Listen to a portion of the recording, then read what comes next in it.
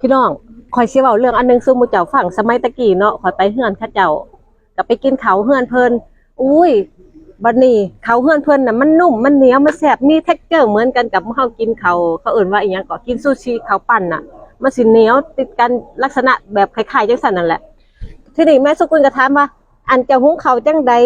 คือแซ่บแท้คือหุงจังไดมีเคล็ดลับบ่บอกได้ก็หุงปกติธรรมดาทั่วไปนั่นล่ะเพิ่นว่าจังซั่นโอ้ยภาษาของซำนี่แม่โซกุลใหญ่ขึ้นมาแม่โซกุลจังฮู้ว่าการหุงข้าวแบบนั้นก็คือการเอาข้าวเจ้าหอมมะลิเฮานี่มาน้ำพอมาแล้วมันก็สิเป็นข้าวคือกันกับเม็ดข้าวเหนียวหลังจากที่มาน้ำทิ้งไว้จัก 3-4 ชั่วโมงแล้วก็เอามาเซอะใส่หัวขออนุญาตใส่มือจังได้มันก็ผ่านความร้อนคือเก่านั่นล่ะผู้ใดโลกสวยกับหนีไปไกลๆเด้อ